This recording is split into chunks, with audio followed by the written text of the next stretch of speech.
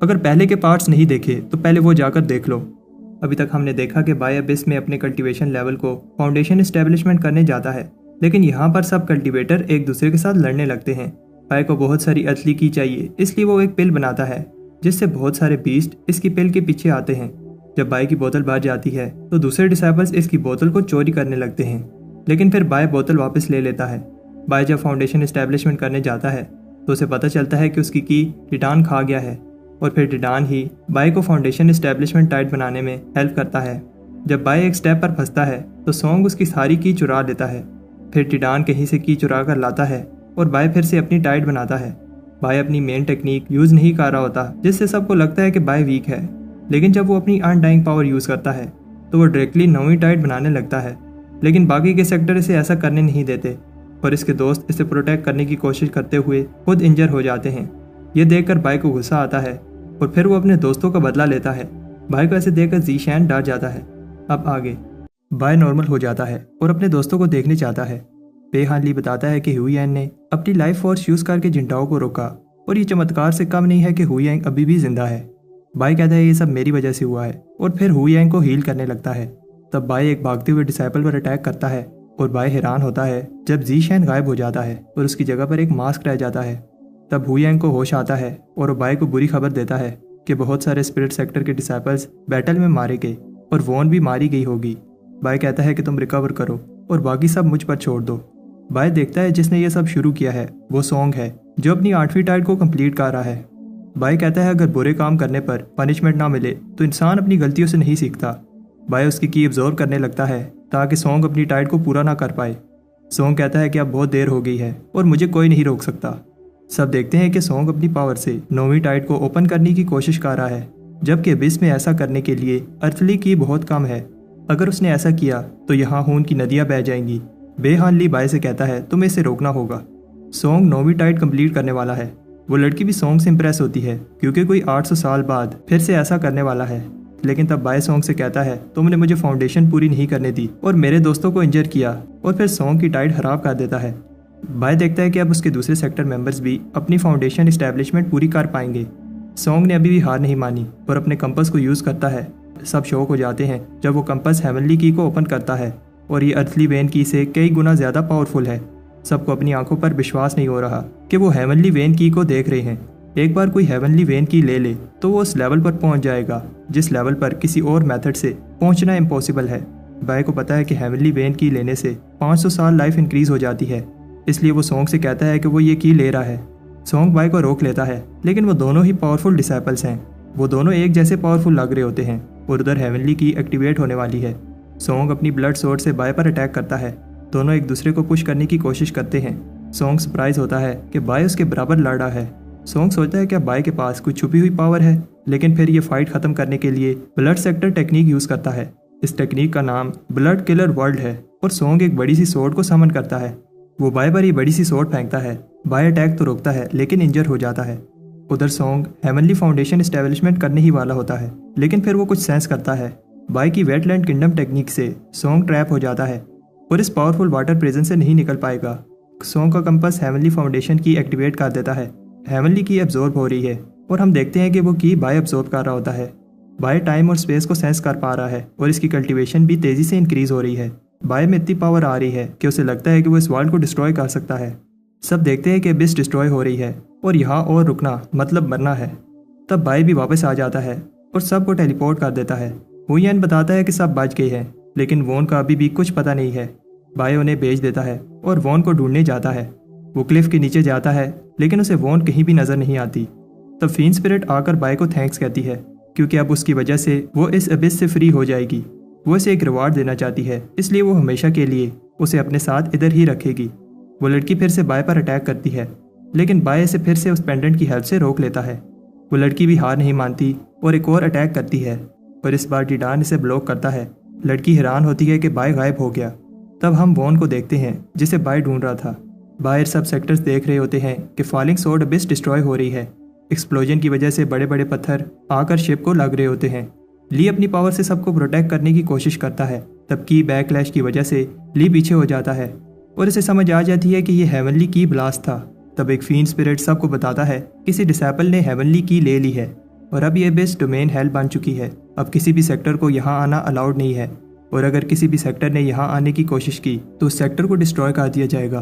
तब सारे डिसाइपल्स उस जगह से बाहर आने लगते हैं, लेकिन सब सोच रहे होते हैं आखिर किस सेक्टर के स्टूडेंट को हेवनली की मिली है। तब सॉन्ग शिप पर आकर बताता है बाय ने हेवनली की ले ली है। उधर हुईएन बताता है कि वो नहीं मिल रही थी, इसलिए बाय उसे ढूंढने के लिए रुक गया था। ली को बाय की फिक्र हो रही होती है, लेकिन तब बाय का पाउच आकर गिरता है।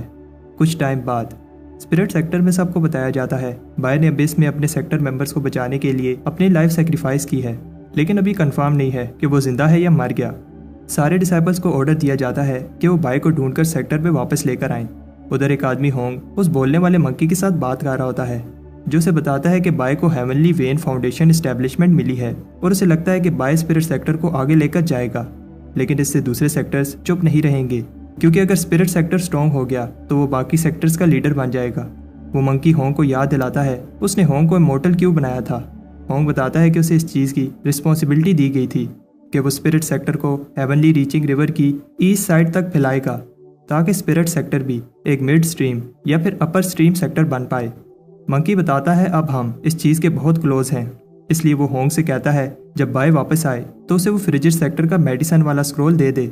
हमें दिखाया जाता है कि असल में उस वक्त बाय को उसके एग ने फीन स्पिरिट से बचाने के लिए कहीं टेलीपोर्ट कर दिया था। बाय की जब आंख खुलती है तो वो उधर होता है जहां लूशियन क्लैन वालों से बाय ने फाइट की थी। बाय को समझ नहीं आ रही वो यहाँ कैसे आ गया। बाय को बस इतना याद है टी-डान ने उसे टेलीपोर्ट कर दिया था, लेकिन टी-डान ठीक नहीं लग रहा। टी-डान की स्पिरिचुअल एनर्जी बहुत कम हो गई है और इसे ठीक करने के लिए बहुत सारी स्पिरिचुअल एनर्जी लगेगी। बाय उस एग की हेल्प करता है और उधर ब्लड सेक्टर के एक एल्डर को कोई बताता है कि उन्हें बाय नहीं मिला। एल्डर इस बात पर खुश नहीं होता और कहता है कि हमें बाय को कुछ भी करके ख़त्म करना होगा। तब एल्डर बाय की स्पिरिचुअल एनर्जी को सेंस कर देता है। उधर बाय हैरान होता है उसने बस थोड़ी सी स्पिरिचुअल एनर्जी दी है, लेकिन इससे एग इंजर हो गया है। बाय कहता है कि तुम्हारी एनर्जी खुद ही रिकवर हो जाएगी और फिर इसे अपने पाउच में डालने लगता है, लेकिन इसका पाउच कहीं गिर गया है। बाय घबरा जाता है क्योंकि सारे इक्विपमेंट्स उस पाउच में थे, लेकिन फिर खुश होता है क्योंकि उसे हेवनली फाउंडेशन एस्टेब्लिशमेंट मिल गई थी। उधर ली को बताया जाता है कि बाय को अबिस के चारों तरफ सर्च किया, लेकिन बाय नहीं मिला। ली बताता है कि बाय के पास उड़ने वाली स्वॉर्ड नहीं है, इसलिए वो पैदल चल रहा होगा। वो सबको डोंगलान सिटी सर्च करने का कहता है। ली सही कह रहा था क्योंकि बाय डोंगलान सिटी में पहुंच गया है। यहाँ बाय को कोई नहीं पहचान पाता। बाय किसी को कहते हुए सुनता है कि ब्लड स्ट्रीम और स्पिरिट स्ट्रीम के डिसाइपल्स सिटी के बाहर फाइट कर रहे हैं। तब बाय को ऐसे लगता है कि उसने फे को देखा है, लेकिन वो कोई और लड़की होती है। तब अचानक किसी सेक्टर के डिसाइपल्स इसे पहचान लेते हैं जो इसकी जान लेना चाहते हैं। बाय स्मोक फेंक कर भाग जाता है। बाय इसलिए भाग रहा है क्योंकि वो नहीं चाहता कि सिटी के लोग उसकी फाइट से इंजर हो जाएं।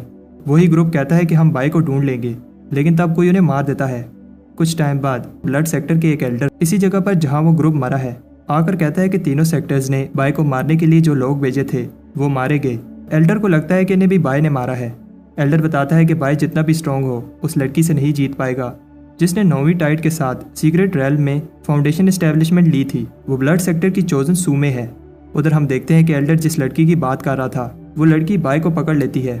बाय कहता है वो लड़कियों पर हाथ नहीं उठाता, लेकिन इसका मतलब ये नहीं है कि वो उसे हरा नहीं सकता, और कहता है कि हम आराम से बैठकर बात कर सकते हैं। सूमे बताती है कि तीनों सेक्टर्स बाय की जान लेने के पीछे पड़े हैं और अगर वो उसे नहीं मारेगी तो कोई और मार डालेगा।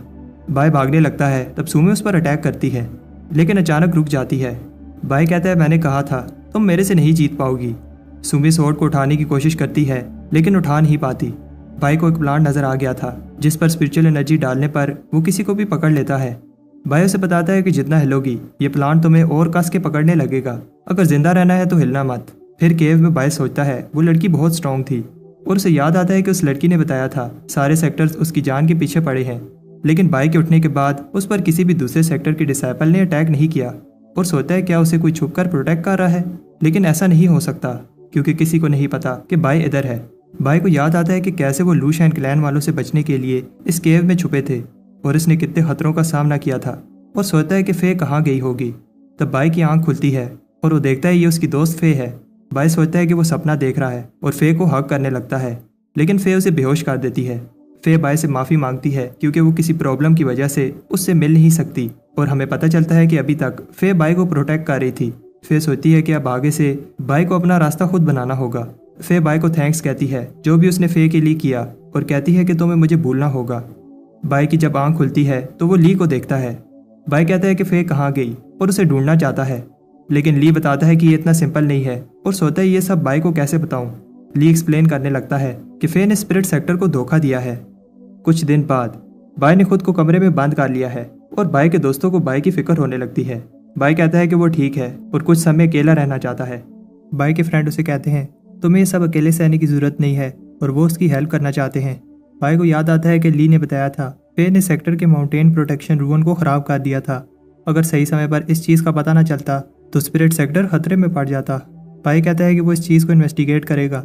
ली कहता है कि सब सेक्टर्स का टारगेट तुम हो, इसलिए तुम्हें सेक्टर से बाहर नहीं जाना चाहिए। तब अचानक हंग वहाँ आता है और बताता है कि उसने बाय के फ्रेंड्स को थोड़ी देर के लिए फ्रीज कर दिया है ताकि कोई भी उनकी बातें ना सुन पाए। पहले तो हंग उससे गुस्सा होता है कि उसने खुद को कमरे में बंद किया हुआ है। बाय कहता है उसे नहीं लगता फे भागी है। तब हैंग बाय को इस वर्ल्ड की सच्चाई दिखाता है और बताता है कि ये वर्ल्ड स्पिरिचुअल एनर्जी का एक भी ड्रॉप पैदा नहीं करता। हेवन रीचिंग रिवर इस वर्ल्ड का सेंटर है और यही जगह है जो हर चीज़ को स्पिरिचुअल एनर्जी देती है। हमारे इस वर्ल्ड में 4 एंशिएंट अपर स्ट्रीम सेक्टर्स हैं जो दूसरे लोअर स्ट्रीम सेक्टर्स को कंट्रोल करते हैं। एंशिएंट सेक्टर जो हमारे सेक्टर और साथ वाले 3 लोअर सेक्टर्स को कंट्रोल करता है उसका नाम स्टारी स्काई पिनिकल सेक्टर है। कुछ साल पहले एक mid stream sector sky river port ने इस अपर स्ट्रीम सेक्टर को गुस्सा दिलाया, जिसकी वजह से स्टारी स्काई ने रिवर पोर्ट सेक्टर को डिस्ट्रॉय कर दिया। इसका मतलब मिड स्ट्रीम में एक जगह खाली हो चुकी है और इस जगह को लेने के लिए चारों लोअर सेक्टर्स कम्पीट कर रहे हैं। इसीलिए लूशियन क्लैन ने स्पिरिट सेक्टर को धोखा दिया और फे ने भी। बाय को नहीं लगता कि फे ने धोखा दिया है। फिर हंग बताता है कि सब मिड स्ट्रीम सेक्टर बनना चाहते हैं। एक तो वहाँ स्पिरिचुअल एनर्जी बहुत ज़्यादा है और साथ में इस रिवर के एंड में एक हेवनली रीचिंग आइलैंड है।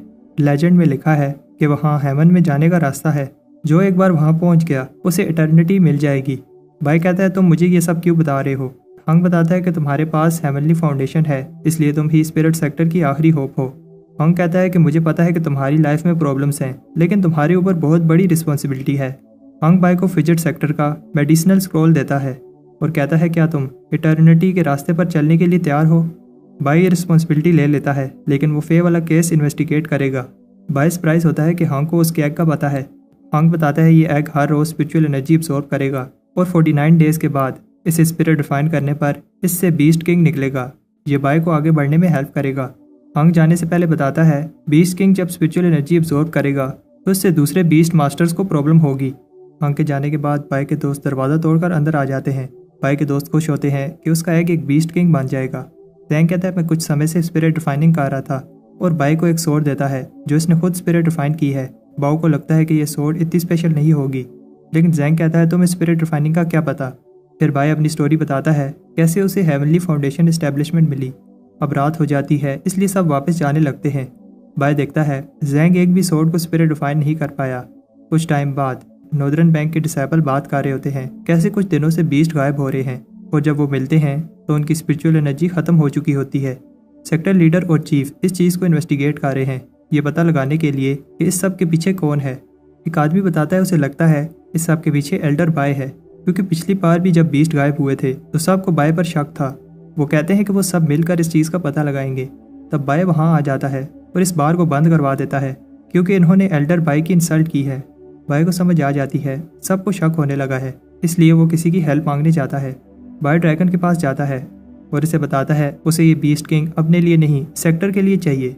ड्रैगन को गुस्सा आता है बाय से इन चीज़ों के लिए तंग कर रहा है, लेकिन फिर आखिरी बार बाय की हेल्प करने के लिए मान जाता है।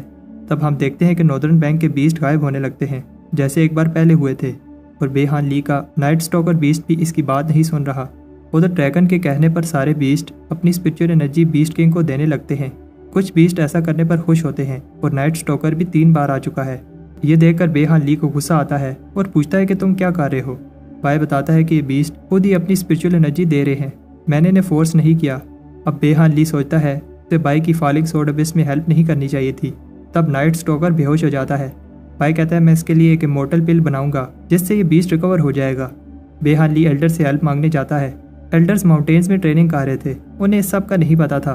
उधर स्पिरिट सेक्टर में युआन बताता है बाय जो भी कर रहा है वो स्पिरिट सेक्टर के अच्छे के लिए है और कुछ टाइम के लिए सबको सहना पड़ेगा। सू कहती है कि बीस्ट किंग से स्पिरिट सेक्टर स्ट्रॉन्ग हो जाएगा, लेकिन ये बात ब्लड स्ट्रीम सेक्टर को अच्छी नहीं लगेगी। उधर बाय जैंग से झूठ कहता है कि जैंग की सोर्ड बहुत अच्छे से स्पिरिट डिफाइन हुई थी। तब नॉर्दर्न एल्डर्स बाय से कहते हैं बाय रहो। बाय जैंग से कहता है कि एग का ध्यान रखना और फिर स्माइल करते हुए एल्डर से मिलने जाता है। तब बेहान ली शॉक हो जाता है जब बाई ये मान लेता है कि उसकी वजह से सारे नॉर्दर्न बीस्ट की ऐसी हालत हुई है। अंदर जैंग बाई को सरप्राइज देने के लिए एग को स्पिरिट रिफाइन करने लगता है। बाहर बाई कहता है कि आप सबको ऐसा लग रहा होगा कि ये सब मैं अपने लिए कर रहा हूँ, लेकिन ऐसा नहीं है, मैं ये सब स्पिरिट सेक्टर के लिए कर रहा हूँ। एल्डर्स को लगता है कि बाई झूठ बोल रहा है कि उसके पास बीस्ट किंग का एग है। बाई कहता है अगर आप लोगों को ऐसा लगता है तो फिर खुद आकर देख लो। अचानक बाई के घर में एक ब्लास्ट होता है और टी-डान ग्लो करते हुए बाहर आता है और फिर बाई के हाथ में आ जाता है। एल्डर्स भी एक्साइटेड हो जाते हैं और कहते हैं ये एग स्पिरिट रिफाइन हो चुका है। इस एग की स्पिरिचुअल एनर्जी बहुत ज़्यादा है और बढ़ती जा रही है।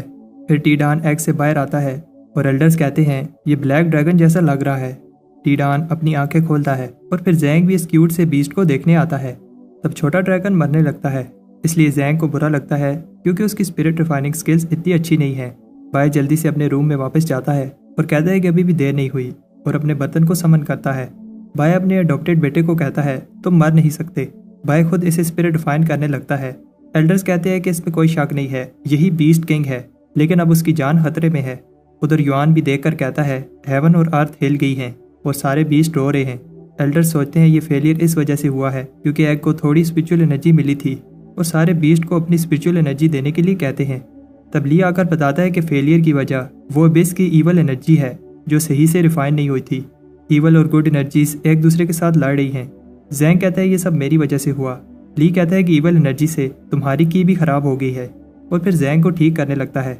ली जैंग से कहता है कि तुम घर जाओ क्योंकि यह जगह तुम्हारे लिए डेंजरस है। जैंग नहीं जाना चाहता। ली कहता है कि बीस्ट किंग जिएगा या मरेगा, अब ये उसका नसीब है।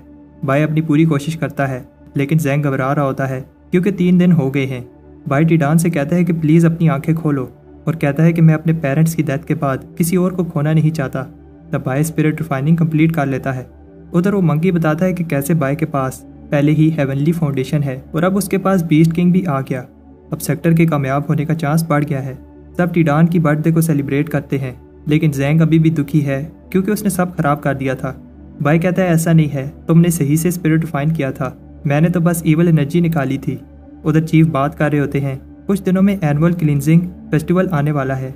ली को बाई पर गुस्सा आता है क्योंकि वो बहुत रिलैक्स हो गया है, लेकिन सू कहती है कि बाई एक टैलेंटेड लड़का है और बताती है कि कैसे बाई ने बीस्ट किंग को स्पिरिट रिफाइन किया था।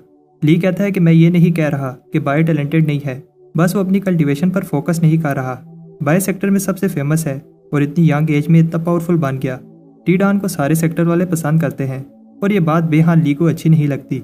बाई कहता है कि बेहान ली जेलस हो रहा है, लेकिन बेहान ली कहता है कि मैंने तुमसे अभी तक उस बात का बदला नहीं लिया जो तुमने दूसरे बीस्ट के साथ किया था।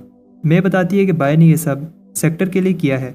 बेहान ली को फर्क नहीं पड़ता और वो बाई से बदला लेना चाहता है, लेकिन टी-डान जोर से सांस लेता है जिससे नाइट स्टॉकर भाग जाता है। तब 20 इनहेरिटेंस को देखकर सब शौक हो जाते हैं और इन्हें समझ आ जाती है ये गुइया की वजह से है। वो डिसाइपल्स जो फाउंडेशन एस्टेब्लिशमेंट में पहुंच जाते हैं उन्हें फॉरबिडन एंसेस्ट्रल लैंड में भेजा जाता है ताकि उन्हें यूनिक इनहेरिटेंस मिल पाए। गुइया लकी है क्योंकि ऐसा 100 साल में पहली बार हो रहा है किसी को 20 इनहेरिटेंस मिली हैं। बाई कहता है इसमें क्या स्पेशल है, अगर मैं जाता तो मुझे 200 इनहेरिटेंस मिलती। इसके बाद ली बाई को डांट रहा होता है क्योंकि उसके अंदर बहुत घमंड है। बाई माफ़ी मांगता है, उसे ऐसा नहीं कहना चाहिए था। ली अभी भी गुस्से में होता है और कहता है अगर उसे फॉरबिडन एंसेस्ट्रल लैंड में जाना है तो 1 महीने के लिए इसी कमरे में बैठकर प्रैक्टिस करनी होगी। तब बाई स्क्रोल्स पढ़कर बोर हो रहा होता है।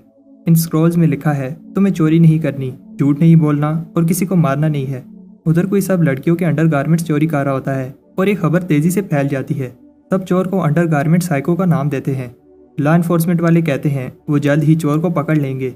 उधर बाई दिन रात मेहनत करके कल्टीवेट कर रहा होता है ताकि ली का गुस्सा ठंडा हो पाए।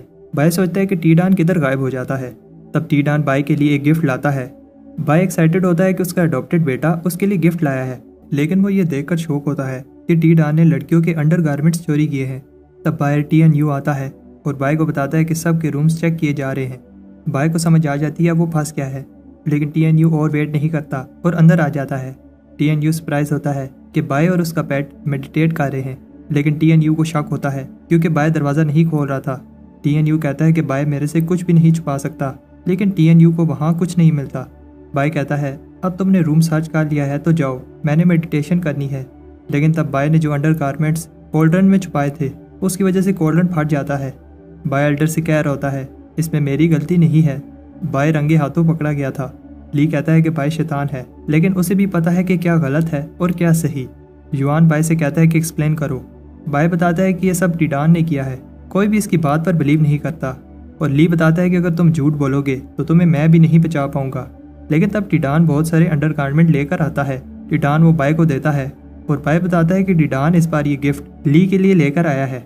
उधर ये न्यूज़ तेजी से फैल जाती है कि बीस्ट किंग ने लड़कियों के अंडरगारमेंट्स चोरी किए हैं। एक बूढ़ा आदमी बच्चों को यह स्टोरी बताता है और बताता है कि आखिर में कैसे उस चोर को पनिशमेंट मिली। चीफ ली ने टिडान को स्नेक वैली में भेज दिया। बाय ने टिडान को सही से नहीं सिखाया, इसलिए उसे भी पनिशमेंट मिली, लेकिन कम। और फिर बाय को फॉरबिडन एंसेस्ट्रल लैंड में भेजा गया ताकि वो इनहेरिटेंस के लिए एंसेस्ट्रल टेस्ट दे पाए। तब बाय वहाँ एक टेम्पल में जाता है और आवाज़ लगाता है कि मैं इनहेरिटेंस लेने आया हूँ। तब बाय किसी को देखकर समझता है कि ये इस टेम्पल के बूढ़े इमोर्टल एल्डर हैं और उनकी मेडिटेशन खराब करने के लिए माफ़ी मांगता है। लेकिन बाय ये देखकर एम्बेरस हो जाता है क्योंकि ये जो होती है। बाय ऐसे दिखाता है जैसे उसने जो को नहीं देखा। जो बाय को टोंट मारती है और बताती है कि कैसे गुइया को 20 इनहेरिटेंस मिली और बाय को याद दिलाती है कि बाय ने कहा था वो गुइया से ज़्यादा इनहेरिटेंस लेगा। बाय कहता है तुम बस देखती जाओ, लेकिन कुछ नहीं होता जब बाय कहता है कि उसे इनहेरिटेंस चाहिए। बाय एक बार फिर, लेकिन इस बार थोड़ी रिस्पेक्ट से कहता है प्लीज़ मुझे इनलाइटमेंट दे दो। तब अचानक कुछ होने लगता है। सब देखते हैं किसी ने इनहेरिटेंस एक्टिवेट की है। बेहनली बाय की इंसल्ट करता है कि तुम तो बड़ी बड़ी बातें कर रहे थे, लेकिन एक ही पिलर एक्टिवेट कर पाए।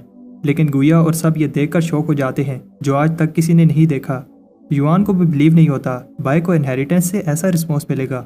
इसका एक ही मतलब हो सकता है कि बाय की एबिलिटीज अपने एज के दूसरे डिसेबल से अलग ही लेवल पर पहुंच चुकी हैं। मंकी बताता है कि बाय ने 100 लाइट पिलर्स एक्टिवेट किए हैं, इसका मतलब बाय को सारी इनहेरिटेंस मिली हैं। लेकिन प्रॉब्लम यह है कि बाय कोई एक ही इनहेरिटेंस चूज कर सकता है और प्रे करता है कि बाय सही डिसीजन ले। अंदर बाय भी खुश होता है, लेकिन उसे एक आवाज़ बताती है कि वो एक ही इनहेरिटेंस ले सकता है। बाय कहता है कि वो सारी इनहेरिटेंस लेना चाहता है। तब अचानक सारी इनहेरिटेंस वापस जाने लगती हैं और बाय एक को भी नहीं पकड़ पाता। बाय सोचता है क्या हो रहा है। तब एक डोर ओपन होता है और बाय देखकर कहता है ये क्या फालतू सा स्टोन है। तब वो स्टोन वापस जाने लगता है, इसलिए बाय माफ़ी मांगता है और तब स्टोन वापस जाना बंद हो जाता है। बाय को समझ आ जाती है कि उसे कोई सुन पा रहा है, इसलिए वो कहने लगता है जो भी ये इनहेरिटेंस दे रहा है बहुत महान है। लेकिन वो ये देखकर शौक होता है जब उसे एक खाली पेज दिया जाता है जिस पर कुछ नहीं लिखा। तब एक आवाज़ बताती है जो होता है वो दिखता नहीं, जो दिखता है वो होता नहीं। ये किसका डायलॉग है कमेंट्स में बताओ।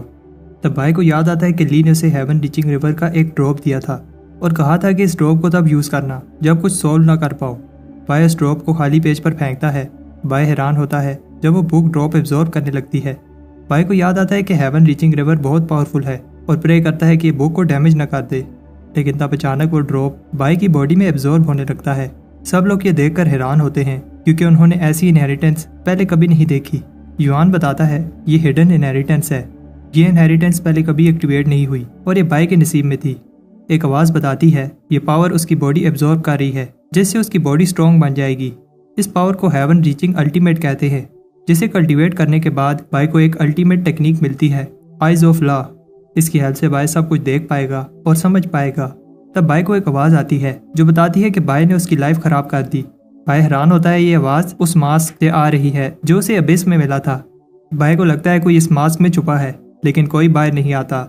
बाय इंप्रेस होता है कि उसकी आंखें अब सब देख पा रही हैं और फिर मास्क को हेवन रीचिंग रिवर में फेंक देता है। तब मास्क में से एक आदमी बाहर आता है और बाय से कहता है कि वो उसे ना मारे।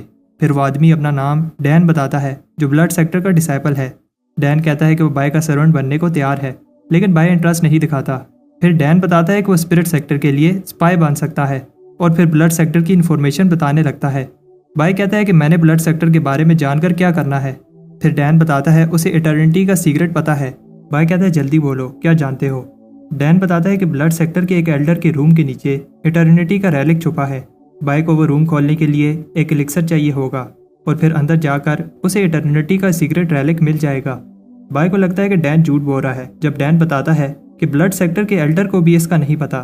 डैन कहता है कि वो असल में ब्लड सेक्टर का डिसेबल नहीं है और ये मास्क उसे किसी पावरफुल आदमी ने दिया था और कहा था कि मरे हुए जी शैन का फेस यूज कर लो। और डैन को इटर्निटी के रेलिक का भी उसी आदमी ने बताया था। डैन बाय को बताता है कि डोर ओपन करने वाला एलिक्सर बनाना बहुत टफ है क्योंकि उसे बनाने का चांस 50% है और उसमें यूज होने वाले इंग्रेडिएंट्स भी मिलना मुश्किल हैं। बाय ये सुनकर खुश होता है क्योंकि मेन इंग्रेडिएंट बीस्ट किंग का ब्लड है। बाय डैन से पूछता है तुम्हें ब्लड सेक्टर वाले कैसे पकड़ नहीं पाए।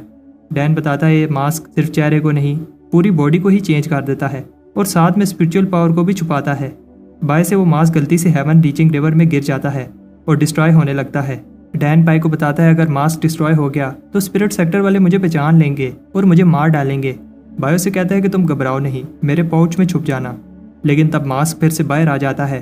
तब टिडान आकर बाय को चाटने लगता है। बाय देखता है कि टिडान बड़ा हो गया है और उसे समझ आ जाती है कि वो स्नेक वैली में स्नेक खाता रहा।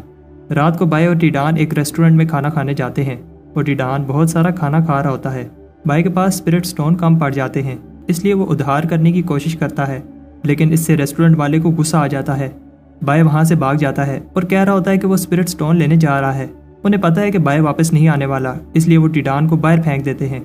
कुछ टाइम बाद बाय उन विंग्स को चेक कर रहा होता है जो उसे एल्डर्स ने दिए थे, लेकिन अभी भी वो इन्हें सही से कंट्रोल नहीं कर पाता और एक चिकन फार्म में जाकर गिरता है। तब वॉन जो अबिस में गुम हो गई थी स्पिरिट सेक्टर में वापस आ जाती है। तभी बाय भी उड़ते हुए वॉन के साथ टकराता है और फिर वॉन को देखकर खुश होता है क्योंकि अबिस में बाय ने उसे बहुत ढूंढा था। वॉन हर बार बाय को टच करने पर मारती है, लेकिन बाय हैरान होता है उसने इस बार इसे नहीं मारा। टिडान भी वॉन को देखकर गुस्से में आ जाता है। योन खुश होता है कि उसकी सिस्टर वापस आ गई, लेकिन तब वॉन अपने बाय को नहीं पहचानती। वो सिर्फ बाय पर ट्रस्ट करती है और तभी योन के साथ जाती है जब बाय उसे जाने को कहता है। बाय सोचता है कि वॉन ठीक नहीं लग रही थी और उसे इन्वेस्टिगेट करने का सोचता है। टिडान नहीं चाहता कि बाय वॉन के पास भी जाए, लेकिन बाय बताता है कि उसे वॉन से कोई खतरा नहीं हो सकता क्योंकि वो जाते हुए स्माइल कर रही थी।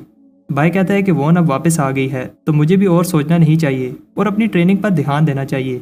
टिडान डर कर छुप जाता है जब बाय ट्रेनिंग स्टार्ट करता है क्योंकि बाय की ट्रेनिंग डेंजरस है। हम देखते हैं कि ऐसा क्यों है। बाय अपनी अनडैंक पावर प्रैक्टिस करता है। इसे प्रैक्टिस करते समय बहुत ज़्यादा स्पिरिचुअल एनर्जी बॉडी को कवर करती है जो जिस भी चीज़ को टच करेगी डैमेज कर सकती है। इस टेक्निक की हेल्प से बाय की बॉडी और स्ट्रॉन्ग बन रही है। अभी जो बाय मूव यूज़ कर रहा है इसे 10 एलिफेंट सैवेज घोस्ट कहते हैं। बाय बताता है कि कैसे इस टेक्निक का एक लेवल पूरा करने पर उसकी सारी स्पिरिचुअल एनर्जी खत्म हो जाती है, इसलिए वो इस टेक्निक को पूरा नहीं कर पाता। तब बाय अपनी बॉडी को ये टेक्निक करने पर फोर्स करता है, जिससे इसकी बॉडी कभी तो बहुत पतली हो जाती है और कभी बहुत मोटी। बाय कोशिश करता है कि उसकी स्पिरिचुअल एनर्जी स्टेबल हो पाए और हार नहीं मानता क्योंकि ये टेक्निक बहुत पावरफुल है। अभी तक बाय हेवन रीचिंग रिवर की पावर से ये टेक्निक प्रैक्टिस कर रहा था, लेकिन अब वो एक पिल बनाने का सोचता है जिससे स्पिरिचुअल एनर्जी को कंट्रोल करना ईजी हो जाएगा। लेकिन प्रॉब्लम ये है 4th ग्रेड पिल एक अपोथेकेरी मास्टर ही बना सकता है। तब बाय को याद आता है कि एल्डर ने उसे फिजिट सेक्टर का मेडिसिनल स्क्रॉल दिया था। इस स्क्रॉल को देखकर बाय की आंखों में आंसू आ जाते हैं क्योंकि इसे एक भी वर्ड समझ नहीं आ रहा होता। युआन बताता है कि वॉन के आने के बाद स्पिरिट सेक्टर और भी स्ट्रॉन्ग हो गया है क्योंकि अब हमारे पास एक और फाउंडेशन एस्टेब्लिशमेंट कल्टीवेटर है, लेकिन इससे दूसरे 3 सेक्टर्स जेलस हो रहे हैं और अटैक करने का चांस मिस नहीं करेंगे। यंग खुश है कि बाय पिल रिफाइन नहीं कर रहा, इस वजह से सिटी में कुछ समय से शांति है, लेकिन तब मौसम खराब होने लगता है। ऐसा इसलिए क्योंकि बाय 4th ग्रेड पिल रिफाइन कर रहा है। बाय कॉन्फिडेंट है कि इसकी टेक्निक से पिल बन जाएगी, लेकिन ऐसा नहीं होता। सिटी में सब पैनिक हो रहे होते हैं और कहते हैं कि भागो। न्यू डिसेबल्स कहते हैं कि लोग ओवर रिएक्ट कर रहे हैं। तब इन्हें बाय की स्टोरीज बताई जाती हैं कि कैसे कई दिनों तक ऐसे ड्रेन होती रही और एनिमल्स भी ह्यूमन लैंग्वेज बोलने लगे। बेहान ली को गुस्सा आता है क्योंकि बाय एंसेस्ट्रल हॉल में पिल रिफाइन कर रहा है। TNU बेहान ली को कहता है फर्नेस की पावर को रोकने में मेरी हेल्प करो। वो बाय को रोकने की कोशिश करते हैं, लेकिन खुद की इंसल्ट करवा लेते हैं। सेक्टर लीडर युआन उन दोनों को डांटता है, लेकिन बाय कहता है कि ये मेरी गलती है क्योंकि मैं 4th ग्रेड पिल रिफाइन करना चाहता था। युआन फिर से उन दोनों को डांटता है क्योंकि उनके फटे हुए कपड़ों से पता चल रहा है कि वो वीक है। युआन बताता है कि अगर तुम लोग भी बाय जितने स्ट्रॉन्ग होते तो बाय को रोक लेते, लेकिन कोल्ड्रन एक बार फिर फट जाता है और इस बार युआन के कपड़े फट जाते हैं। बाय माफ़ी मांगता है और कहता है कि मैंने ये जानबूझकर नहीं किया, लेकिन युआन उस पर अटैक करने लगता है, लेकिन तब टिडान आकर वो अटैक ब्लॉक करता है। फिर बाय और टिडान ड्रामा करने लगते हैं। बाय कहता है कि हमने साथ में कितना अच्छा समय गुजारा, लेकिन मैं तुम्हें बचा नहीं पाया। युआन को भी बुरा लगता है। फिर बाय थोड़ी दूर जाकर कहता है ड्रामा बंद करो, वो लोग पास नहीं हैं। बाय कहता है कि उसने सेक्टर लीडर की इंसल्ट की है और अब सेक्टर में रहना सेफ नहीं है। बाय एक जगह जाने की सोचता है, लेकिन तब युआन इसे आकर पकड़ लेता है। युआन बताता है कि बाय ने एंसेस्ट्रल हॉल में पिल रिफाइन की और फिर हॉल को डिस्ट्रॉय किया, जो कि एंसेस्टर्स की इंसल्ट के बराबर है। लेकिन युआन इस बात से इंप्रेस होता है कि टिडान उसका अटैक ब्लॉक कर पाया। युआन कहता है कि तुम टिडान को यह सब सिखा रहे हो, तुम्हें चाहिए कि तुम इसे अच्छी चीज़ें सिखाओ। युआन बताता है कि तुम्हारी पनिशमेंट ये है, लेकिन इससे पहले कि युआन पनिशमेंट बताता, बाय कहता है कि मुझे ये पनिशमेंट दो। कि मैं सेक्टर से बाहर जाकर एक्सपीरियंस लूँ। बाय कहता है कि इससे बड़ी पनिशमेंट क्या हो सकती है कि मैं अपने घर से दूर रहूँगा। बाय को लगता है कि सेक्टर लीडर से जाने नहीं देंगे, लेकिन युआन कहता है कि ठीक है, तुम जा सकते हो। बाय कहता है कि मैंने अभी पैकिंग भी नहीं की। तब युआन इसे एक बैग देता है जिसमें सारा ज़रूरत का सामान है, जैसे एलिक्सर्स और बहुत सारी चीज़ें। बाय सोचता है किस दिन जाऊँ, लेकिन युआन कहता है कि अभी जाओ, अभी जाने का सही समय है। तब बाय को सिर्फ गुड बाय कहने दिया जाता है, लेकिन सब हैरान होते हैं जब बेहान ली रो रहा होता है। बाय दुखी होता है कि वो चीफ ली को गुड बाय नहीं कह पाया, लेकिन युआन कहता है कि जब ली ट्रेनिंग से बाहर आएगा तो मैं उसे बता दूंगा। मे कहती है कि अपना ख्याल रखना। बाय टिडान जैंग को देकर जाता है और जाने से पहले इमोशनल स्पीच देने ही वाला होता है कि युआन इसे सेक्टर से बाहर फेंक देता है। मे बाय के जाने पर दुखी होती है। बाय के जाने की खबर सुनकर सारा सेक्टर 3 दिन तक पार्टी करता है। तब हमें बताया जाता है कि बाय का प्लान ब्लड सेक्टर जाकर इटर्निटी का रेलिक ढूंढना है। बाय ब्लड सेक्टर के पास पहुंच जाता है। डैन बताता है कि कैसे हर बार जब भी वो यहाँ से गुजरता है उसे अजीब सी फीलिंग आती है। बाय पूछता है क्या मास्क सही से काम कर रहा है। डैन बताता है कि तुम्हारी बॉडी, फेस और असल कल्टीवेशन लेवल छुप गए हैं। डैन बताता है कि वो कई साल से इसी मास्क की हेल्प से ब्लड स्ट्रीम सेक्टर में छुपा रहा और एल्डर्स को भी पता नहीं चला। ये मास्क अच्छे से स्किन के साथ जुड़ जाता है और इसे स्पिरिचुअल एनर्जी की हेल्प से ही उतार सकते हो। बाय कॉन्फिडेंट है कि इस मास्क की हेल्प से कोई भी इसे पकड़ नहीं पाएगा, लेकिन बाय के पास ब्लड स्ट्रीम सेक्टर की कोई इन्फॉर्मेशन नहीं है। डैन बताता है कि ऐसा कहा जाता है कि कई हजार साल पहले एक जायंट हेवन रीचिंग रिवर में गिर गया था। बाय डैन की बात पर बिलीव नहीं करता, लेकिन ब्लड सेक्टर में पहुंचने पर बाय को एक हाथ की शेप वाली माउंटेन नजर आती है। जब वो गेट के पास पहुंचते हैं तो डैन वापस पाउच में चला जाता है। डैन ने बताया था कि स्पिरिट सेक्टर और ब्लड सेक्टर मिड स्ट्रीम की पोजीशन के लिए लड़ रहे हैं, इसीलिए आइडेंटिटी चेकिंग अरे और भी स्ट्रॉन्ग हो गई है। डैन बाय से कहता है कि उसे संभल कर रहना होगा। बाय जब गेट पर जाता है तो खुश होता है क्योंकि उसकी जी शैन वाली आइडेंटिटी कंफर्म हो गई है। बाय को वो वाली फीलिंग आती है जब उसने सोंग के साथ फाइट की थी। बाय देखता है कि उसकी अनडाइंग पावर इस की के साथ रिएक्ट कर रही है और सोचता है कि इन दोनों में कोई कनेक्शन है। तब बाय को एक मैजिक बीम उठा लेती है और डैन बताता है कि यह टेलीपोर्ट अरे हमें सीधा इनर सेक्टर में ले जाएगी। डैन बताता है कि रात को इस जगह में डीमंस घूमते हैं। बाय जब वहां पहुंचता है तो उसे पता चलता है ब्लड सेक्टर के डिसाइबल्स कितने रूड हैं। डैन बताता है कि ऐसा इसलिए क्योंकि ब्लड सेक्टर में पावर ही सब कुछ है। यहाँ पर स्ट्रॉन्ग आदमी सही है और वीक आदमी गलत। इसका मतलब ब्लड सेक्टर बिल्कुल भी सेफ नहीं है। अनाउंसमेंट होती है कि बॉर्डर के पास स्पिरिट सेक्टर के साथ लड़ाई चल रही है, इसलिए घर जाने से पहले सबकी पावर टेस्ट की जाएगी। जो कोई भी ये टेस्ट देने से मना करेगा उसे ब्लड सेक्टर का एनिमी समझा जाएगा और स्पिरिट सेक्टर के बाय का दोस्त सब बाय का नाम सुनकर गुस्से में आ जाते हैं और बताते हैं अगर उन्हें बाय मिल जाए तो उसे पहले टॉर्चर करेंगे और फिर मारेंगे। तब एक आदमी को बाय पर शक होता है, इसलिए वो बाय को एक एल्डर के पास लेकर जाता है। बाय एल्डर को देखकर शॉक होता है क्योंकि ये वही पपेट मास्टर शॉन है जो इसे अबिस में मिला था। शॉन कहता है कि तुम्हें कहीं तो देखा है। तब एक डिसाइपल आकर बताता है ये जी शैन है। वो बताता है जब हम बाय पर अटैक कर रहे थे तो जी शान जिस ग्रुप के साथ गया था वो मार गया था। उन्हें जी शान पर शक होता है और उन्हें लगता है कि इसने बाय के साथ कोई डील की है, लेकिन शान बताता है कि बाय एक बेरहम मॉन्स्टर है जो किसी को नहीं छोड़ता। लेकिन अब शान भी जानना चाहता है कि जी शान बचकर कैसे आया। तब बाय जी शान बनकर बताता है वो बाय को रोकने के लिए अपनी जान देने के लिए भी तैयार था, लेकिन बाय ने उसे पकड़कर बहुत टॉर्चर किया। जब मैं बेहोश हो गया तो बाय को लगा कि मैं मर गया हूँ, लेकिन तब मेरी आंख खुली तो बाय ने सारे ग्रुप को मार दिया था और सिर्फ मैं ही जिंदा बचा।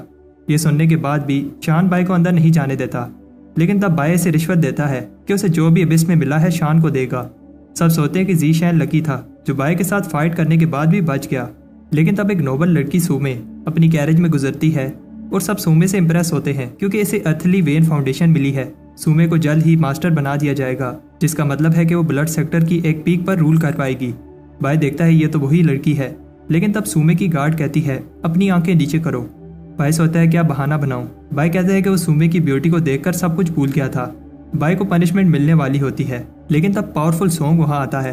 फिर हमें पता चलता है कि सूमे और सोंग आपस में मिडिल पीक के मास्टर बनने के लिए कम्पीट कर रहे हैं। बाय चुपके से निकल रहा होता है, लेकिन शान उसे रोकता है। शान पूछता है कि तुम किस साइड पर हो। बाय बताता है कि सूमे और सोंग दोनों ही पावरफुल हैं। सूमे सोंग की इंसल्ट करती है क्योंकि वो बाय से हार गया था और बाय का नाम सुनकर सोंग को भी गुस्सा आ जाता है। सोंग का अटैक सूमे की गार्ड रोक नहीं पाती और फिर दोनों लड़ने लगते हैं। पहले दोनों एक जैसे पावरफुल लग रहे होते हैं, लेकिन फिर सूमे जीत जाती है। सूमे बताती है कि एक बार वो ब्लड मास्टर बन गई तो फिर सोंग को मिडिल पीक से बाहर निकाल देगी।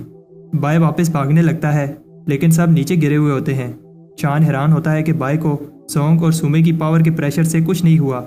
बाय सोचता है कि अब वो पकड़ा जाएगा और सोचता है कि भाग जाऊं, लेकिन वो भाग नहीं पाएगा। बाय सोचता है अगर जल्दी से कुछ नहीं किया तो पकड़ा जाऊंगा, और ऐसे दिखाता है जैसे वो बहुत ज़्यादा इंजर हो गया है। बाय अपनी ज़बान को काटता है ताकि ब्लड निकल पाए।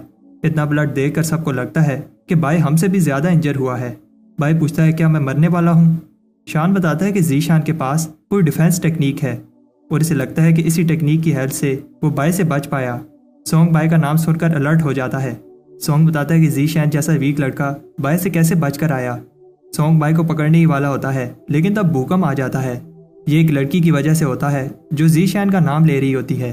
तब वो बड़ी सी औरत बाय को लेकर भाग जाती है। तब हम देखते हैं कि बाय उससे बचकर भाग रहा होता है। बाय डैन से कहता है कि तुम्हारी लड़कियों की चॉइस बहुत बुरी है। डैन कहता है कि मेरा उस पर दिल आ गया था। तब बाय गलती से अलार्म बजा देता है और गार्ड्स को लगता है कोई घुसपैठिया मिडल पीक में घुसने की कोशिश कर रहा है। गार्ड्स को वहाँ कोई नहीं मिलता और हम देखते हैं कि बाय पेड़ पर छुपा हुआ था। बाय हैरान होता है कि मिडल पीक में इतनी ज़्यादा सिक्योरिटी है। डैन बताता है कि ऐसा इसलिए है क्योंकि अभी तक ये डिसाइड नहीं हुआ कि कौन मिडल पीक का मास्टर बनेगा। माउंटेन्स के ऊपर जाने के लिए कम से कम गार्डियन का रैंक होना चाहिए। माउंटेन के टॉप पर ब्लड मास्टर हॉल है और उधर अभी के लिए नॉर्मल से डबल गार्ड्स पहरा दे रहे हैं। प्रॉब्लम यह है कि हमें अभी भी वो एलिक्सर बनाना है जो ब्लड मास्टर हॉल के सीक्रेट चैम्बर को खोलने के लिए यूज़ होगा। इतना ही नहीं, वो एलिक्सर तब ही काम करेगा जब वो हॉल के एयर लूम के साथ कनेक्ट हो। डैन बताता है कि मिशन हेवन में जाने से भी ज़्यादा टफ है। बाय कहता है कि तुम घबराओ नहीं, मेरे पास एक प्लान है।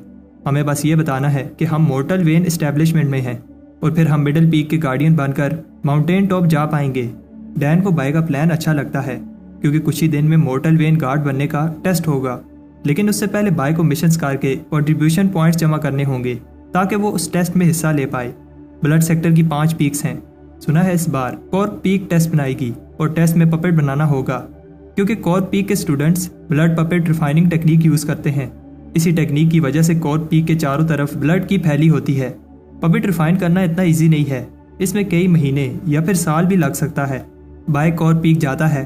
शान बताता है ये जगह मेरे अंडर है, इसलिए मैं तुम्हें पपेट रिफाइन करना सिखाऊंगा। शान कहता है यहाँ जो मैं बोलूँगा वही रूल है। शान ज़ीजैंग को देखकर हैरान होता है। बाय बताता है कि वो मोर्टल वेन ट्रायल देने के लिए मिशन लेने आया है। शान बाय को मिशन जेड स्लिट देता है। तब कोर पीक का एल्डर आता है और बताता है कि चारों सेक्टर्स में वार शुरू हो गई है, इसलिए सिर्फ टॉप मोर्टल वेन कल्टीवेटर ही टेस्ट दे पाएंगे। लेकिन टेस्ट देने से पहले उन्हें ये मिशन पूरा करना होगा और इस बार का मिशन वाइट पपेट बनाना है। सब शौक हो जाते हैं क्योंकि वाइट पपेट एक सुपीरियर आइटम है। जो 3 महीने में ये मिशन कंप्लीट करेंगे वही गार्डियन बनने का टेस्ट दे पाएंगे। शान बताता है कि 5 सुपीरियर आइटम में से वाइट पपेट बनाना सबसे ईजी है। उन्हें बस पपेट सीड को सीक्रेट ब्लड के साथ कनेक्ट करना है। जितना तुम्हारा कल्टीवेशन लेवल होगा उतनी जल्दी तुम पपेट रिफाइन कर पाओगे, लेकिन पपेट रिफाइन करने में आधा साल लग जाएगा। सारे डिसाइपल्स कहते हैं ये तो बहुत ज़्यादा समय है। शान बताता है कि अंडरवर्ल्ड पिल की हेल्प से पपेट्स 10 दिन में इवॉल्व हो जाएंगे। डिसाइपल्स बताते हैं कि कैसे वो पिल मिलना इम्पॉसिबल है। शान कहता है कि अगर पिल अफोर्ड नहीं कर सकते तो खुद बना लो। बाय कहता है ये कोई मुश्किल काम नहीं है क्योंकि मेरी जैसी रिफाइनिंग पूरे स्पिरिट सेक्टर में कोई नहीं कर पाता था। बाय ज़ीजैंग बनकर ब्लड पूल में पपेट रिफाइन करने के लिए जाता है। बाय वहाँ एक छोटा आदमी देखकर डर जाता है। बाय को बताया जाता है ये वो पपेट है जो उसने रिफाइन करना है। तब बाय का हाथ ब्लड की के साथ लगता है और फिर से उसकी अनडाइंग पावर रिएक्ट करने लगती है। बाय सोचता है कि ऐसा क्यों हो रहा है। तब बाय को याद आता है कि उसे सेक्रेट चैम्बर खोलने के लिए जो पिल बनानी है उसके लिए ब्लड की चाहिए। बाय डिसाइड करता है कि वो पपेट के साथ साथ पिल भी रिफाइन करेगा। डैन चाहता है कि बाय पहले पपेट रिफाइन करे क्योंकि उसके पास सिर्फ 3 ही महीने हैं। बाय कहता है कि वो गेट ओपन करने वाली पिल के साथ साथ अंडरग्राउंड पिल भी बना रहा है जिससे वाइट पपेट जल्दी से रिफाइन हो जाएगा। बाय उस पपेट को अंडरग्राउंड पिल देता है। बाय कहता है कि कुछ ही दिन में ये पपेट रिफाइन हो जाएगा। बाय फिर से गेट ओपन करने वाली पिल बनाने लगता है। डैन बीस्ट किंग का ब्लड देकर इंप्रेस होता है। फिर बाय को याद आता है उसने कैसे एक ड्रॉप ब्लड लेने के लिए टिडान से भीख मांगी। तब कुछ समय बाद बाय वो गेट ओपन करने वाली पिल बना लेता है। डैन बताता है कि अब 50% चांस है कि बाय वो डोर ओपन कर पाएगा, लेकिन बाय कहता है कि वैसे 3-4 बार स्पिरिट रिफाइन करेगा ताकि डोर ओपन करने का चांस बढ़ जाए, लेकिन इसे स्पिरिट रिफाइन करने के लिए 4 लीफ ग्रास चाहिए। डैन बताता है कि वो हर्ब 10,000 ब्लड क्लिफ्स पर उगती है। तब अचानक लिक्विड का कलर चेंज होने लगता है। तब पैनिक होने लगते हैं क्योंकि ये नॉर्मल नहीं है। उधर हमें पता चलता है कि पपेट रिफाइनिंग वाली शॉप एक एल्डर की है और शान उसका रेंट देता है। शान बताता है कि 3 महीने में ब्लड पपेट्स का पहला बैच बन जाएगा। शान सोचता है कि इस बार रेंट की जगह पपेट्स एल्डर को दे। लेकिन तब एक आदमी आकर बताता है कि सेक्रेट ब्लड कम होकर सिर्फ 30% रह गया है। उधर डैन बताता है कि मैंने ब्लड सेक्टर में बहुत पपेट्स देखे, लेकिन जैसा बाय ने पपेट डिफाइन किया है ऐसा कभी नहीं देखा। तब बाय को पानी गिरने की आवाज़ आती है। डैन ये देखकर हैरान होता है कि बाय का पपेट बाकी सब के रूम से ब्लड एब्जॉर्ब कर रहा है। तब डैन छुप जाता है। बाय देखता है कि उसका छोटा सा पपेट एक बड़ा सा मॉन्स्टर बन गया है। बाहर शान घबरा रहा होता है क्योंकि उसका सारा सीक्रेट ब्लड गायब हो गया है। तब शान और एल्डर शॉक हो जाते हैं जब जीशैन के रूम से सीक्रेट ब्लड बाहर आने लगता है। शान को जीशैन पर गुस्सा आता है और वो उस रूम की तरफ भागता है, लेकिन तब जीशैन बाहर आता है और सारी शॉप डिस्ट्रॉय होने लगती है। शान कहता है ये सब जीशैन की गलती है और अपने पपेट को बाय पर अटैक करने के लिए समन करता है। बाय को पता है कि अगर उसने अटैक ब्लॉक ना किया तो वो मार जाएगा, लेकिन अटैक ब्लॉक करने से सबको पता चल जाएगा कि वो कौन है। लेकिन तब उसका पपेट उसे बचा लेता है। शान को समझ नहीं आ रही ये कैसा पपेट है जिसमें से ग्रीन एनर्जी निकल रही है। बाय का ग्रीन पपेट आसानी से शान के ब्लैक पपेट को हरा देता है। बाय भी सरप्राइज होता है कि उसका पपेट उसे प्रोटेक्ट कर रहा है।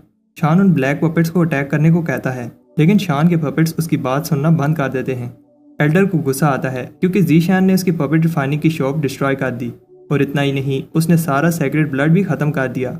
बाय के पपेट्स में फाउंडेशन एस्टेब्लिशमेंट जितनी पावर भी नहीं है, लेकिन बाय के पपेट में एक रेयर एबिलिटी है कि ये दूसरे पपेट्स को कंट्रोल कर सकता है। बाय को समझ आ जाती है कि एल्डर क्या कहना चाहता है, इसलिए वो ग्रीन पपेट को कंट्रोल करने वाली जेट प्लेट एल्डर को दे देता है। बाय को लगता है कि एल्डर उसे फिर भी मार देगा, लेकिन ग्रैंड एल्डर बाय के इस ऑफर से खुश होता है। वो बताता है अगर एक वर्कशॉप डिस्ट्रॉय होगी तो क्या हुआ, बाय की इस इन्वेंशन से ब्लड सेक्टर को बहुत फायदा होगा। ग्रैंड एल्डर बाय को 5000 स्पिरिट स्टोन्स और 30,000 कंट्रीब्यूशन पॉइंट्स देते हैं। इतने सारे कंट्रीब्यूशन पॉइंट से बाय इजीली गार्डियन बनने वाला टेस्ट दे पाएगा। शान देखता है कि एल्डर बाय को पसंद करने लगा है, इसलिए उसे भी बाय से अच्छे से बात करनी चाहिए। तब लोग ये देखकर शॉक हो जाते हैं जब बाय और शान एक दूसरे से माफ़ी मांगते हैं। फिर बाय शान को ग्रीन पपेट बनाने का फार्मूला देता है। शान बाय को अगले टेस्ट के लिए गुड लक कहता है जो 10,000 ब्लड क्लिप्स पर होगा। कुछ टाइम बाद आज ब्लड सेक्टर का mortal vein foundation establishment test है। दूसरे पीक के ग्रैंड एल्डर्स टेस्ट को मॉनिटर करने आए हैं। फोर्थ पीक का एल्डर सब डिसेबल्स को बताता है जो भी 3 महीने में फाउंडेशन एस्टेब्लिशमेंट करेंगे उन्हें चॉइस मिलेगी कि वो किसी भी पीक में जा सकेंगे और उन्हें गार्डियन का रैंक मिलेगा। बाय सोचता है कि मेरे पास हेवनली फाउंडेशन एस्टेब्लिशमेंट है, इसलिए मैं इजीली गार्डियन बन जाऊंगा। अभी के लिए मेरा गोल 4 लीफ ग्रास ढूंढना है ताकि मैं गेट ओपन करने वाली पिल रिफाइन कर सकूं। दूसरे डिसेबल्स भी जोश में होते हैं और कहते हैं कि एक बार हम फाउंडेशन एस्टेब्लिशमेंट में पहुंच जाएं, फिर स्पिरिट सेक्टर को डिस्ट्रॉय कर देंगे। तब मिडिल पीक की एल्डर आती है। लोग कह रहे होते हैं कि सॉन्ग की आंटी जून है। वो बताती है कि डिसेबल्स को फाउंडेशन एस्टेब्लिशमेंट करने के लिए पिल्स यूज़ करनी होंगी। वो बताती है कि इस बोतल में सिर्फ 10 ही पिल्स हैं, इसलिए अगर पिल चाहिए तो उसके लिए लड़ना होगा। बाय अभी भी उधर ही खड़ा होता है। ये देखकर जून सरप्राइज होती है, लेकिन फिर बाय भी जंप कर देता है। बाय को पता है कि वो अपनी पावर्स की हेल्प से आसानी से पिल ले सकता है, लेकिन ऐसा करने से सबको पता चल जाएगा कि वो कौन है। तब बाय ग्रुप से कहता है मुझे साथ ले जाओ, मैं तुम लोगों की हेल्प करूंगा। मुझे बस एक ही पिल चाहिए, बाकी सब तुम रख लेना।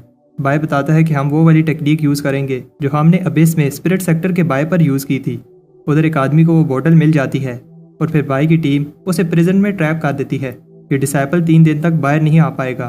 तब बाय प्रिजन में जाकर उस डिसाइपल से बोतल ले लेता है, लेकिन दूसरे डिसाइपल शॉक हो जाते हैं। जी जैंग पिल लेकर भाग गया। बाय उनकी इंसल्ट करता है कि वो स्ट्रेंथ के साथ स्पिरिट सेक्टर को डिस्ट्रॉय करने की सोच रहे हैं। तब वो ग्रुप बाय का पीछा करने लगता है। बाय कहता है कि अब उसे सिर्फ 4 लीफ ग्रास ढूंढना है। बाय ऐसे दिखाता है जैसे उसे अटैक लग गया है। ग्रुप को लगता है कि इतनी ऊंचाई से गिरने पर वो नहीं बचेगा। सब एल्डर्स ये देख रहे होते हैं और एक एल्डर बताता है कि अगर जीशैन चालाक है तो कुछ पिल्स फेंक देगा ताकि भाग पाए। एल्डर जून भी अब बाय में इंटरेस्ट लेने लगी है और सोचती है कि जीशैन और कितनी देर बच पाएगा। वो ग्रुप नीचे बाय की बॉडी ढूंढ रहे होते हैं और उधर बाय 4 लीफ ग्रास ढूंढ रहा होता है। तब बाय किसी बीस्ट को सेंस करता है और ये वही बोलने वाला रैबिट होता है। तब बाय का पाँव स्लिप होता है और वो नीचे गिर जाता है, लेकिन वहाँ उसे 4 लीफ ग्रास मिल जाता है। इससे पहले वो ग्रास लेता एक ब्लड बीस्ट वहाँ आ जाता है। बीस्ट आवाज़ निकालता है जो सब ने सुन ली होगी, लेकिन बाय जल्दी से इस बीस्ट को मार देता है। तब बाय को पता चलता है कि बीस्ट ब्लड की से बना है। ये वही की है जो ब्लड सेक्टर यूज़ करता है, लेकिन ये वाली की थोड़ी स्ट्रॉन्ग है। तब वो की फिर से बाय की अनडाइंग पावर के साथ रिएक्ट करने लगती है। बाय सोचता है कि डैन ने जो जायंट वाली स्टोरी बताई थी वो सच है। डैन ने बताया था कि जायंट ने पूरी अनडाइंग पावर मास्टर की थी। इसका मतलब बाय अगर वहां जाए जहां जायंट मरा था और उधर अनडाइंग पावर का दूसरा स्क्रॉल प्रैक्टिस करे तो कई गुना ज़्यादा जल्दी दूसरा वाला अनडाइंग स्क्रॉल मास्टर कर लेगा। बाय इस चीज़ को टेस्ट करता है और सच में इस ब्लड की से इसकी अनडाइंग पावर इंक्रीज होने लगती है और अब बाय की बॉडी और स्ट्रॉन्ग हो गई है। उधर सॉन्ग जून से पूछता है, तुम्हें क्या लगता है टेस्ट के बाद कौन गार्डियन बन पाएगा? जून बताती है कि मिडिल पीक में पहले ही बहुत सारे गार्डियन हैं, लेकिन कोई भी मेडिसिन कल्टीवेशन में अच्छा नहीं है। जून कहती है कि स्पिरिट सेक्टर के बाय को मेडिसिन जीनियस कहा जाता है, लेकिन बाय का नाम सुनकर सॉन्ग को गुस्सा आ जाता है और कहता है कि बाय उसके हाथों से ही मरेगा। जून बताती है कि कैसे जिनकी सोच बड़ी होती है वो दूसरों को गिराने की जगह खुद आगे बढ़ते हैं। तब वो ग्रुप जो बाय को ढूंढ रहा था सोचते हैं कि बाय की बॉडी को ब्लड बीस्ट खा गए होंगे, लेकिन उधर बाय गेट ओपन करने वाली पिल को रिफाइन कर रहा होता है। लेकिन तब भूकंप आने लगता है और एल्डर्स भी घबरा जाते हैं क्योंकि कई सालों से 10,000 ब्लड क्लिफ्स का जो लावा शान था बाहर आने लगा है। बाय बचकर भाग जाता है, लेकिन फिर दूसरे डिसाइपल्स इसे देख लेते हैं। बाय बोतल फेंक देता है, लेकिन वो पिल्स फेक होती हैं। तब ज़ीशैन बाहर आ जाता है, जहाँ सारे एल्डर्स इसे देखकर हैरान होते हैं क्योंकि सारी पिल्स इसके पास होती हैं। इन पिल्स के बिना और कोई भी दूसरा डिसाइपल फाउंडेशन एस्टेब्लिशमेंट नहीं कर पाएगा। इतना ही नहीं, बाय ने सोए हुए वल्केनो को जगाया और सारे बीस्ट भी पैनिक होने लगे, जिसकी वजह से दूसरे डिसाइपल्स इंजर हो गए। बाय बताता है कि वो बस पिल बना रहा था। जून देखती है कि बाय के पास 10 में से 5 पिल्स हैं और बाकी की पिल्स उसने ये वाली पिल बनाने में लगा दी। जून इस फालतू सी ग्रेड 3 पिल से इंप्रेस नहीं होती। बाय कहता है कि तुम सही कह रही हो, ये पिल मेडिसिन में यूज नहीं हो सकती, लेकिन ब्लड सेक्टर में कुछ ही लोग हैं जो 3rd ग्रेड पिल रिफाइन कर सकते हैं। बाय ड्रामा करने लगता है कि वो ब्लड सेक्टर को ऐसे हारते हुए नहीं देख सकता और एक दिन वो ब्लड सेक्टर के लिए ग्रेड 5 की पिल बना कर रहेगा। ज़ीशैन घबरा जाता है जब एक एल्डर कहता है कि तुम अबिस से आने के बाद चेंज हो गए हो, लेकिन ये अच्छी चेंज है। ये एल्डर नेमलेस पीक का इंचार्ज है और ज़ीशैन को अपनी पीक में आने की ऑफर देता है। फिर दूसरे एल्डर्स भी इसे अपनी पीक में आने की ऑफर देने लगते हैं और बताते हैं कि उनकी पीक में आने के क्या क्या फ़ायदे हैं। तब अचानक वो बाय को अपनी पीक में लेने के लिए लड़ने लगते हैं। बाय ये देखकर हंसता है। बाय उनमें और लड़ाई कराने के लिए कहता है कि मुझे सही से समझ नहीं आ रही कि कौन सी पीक में जाऊं। सब एक दूसरे की पोल खोलने लगते हैं। तब जून भी अपनी ऑफर देती है।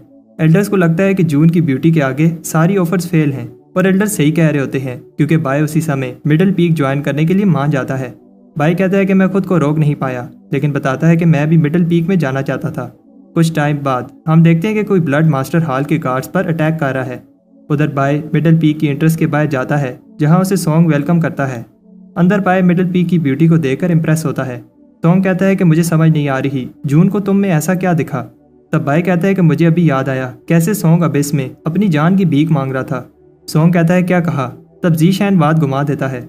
सॉन्ग ज़ीशैन को अपनी आंटी के पास लेकर जाता है। सॉन्ग देखता है कि बाय जून को सही से रिस्पेक्ट नहीं दिखा रहा। ज़ीशैन कहता है कि उसने जून के बारे में कभी भी बुरी बातें नहीं सोची, लेकिन सॉन्ग उसे बुली करता रहता है। सॉन्ग को गुस्सा आता है, लेकिन अपनी आंटी के सामने इसे कुछ नहीं कहता। सॉन्ग जाने से पहले बाय को धमकी देता है, अगली बार वो बाय की जुबान काट के उसके हाथ में दे देगा।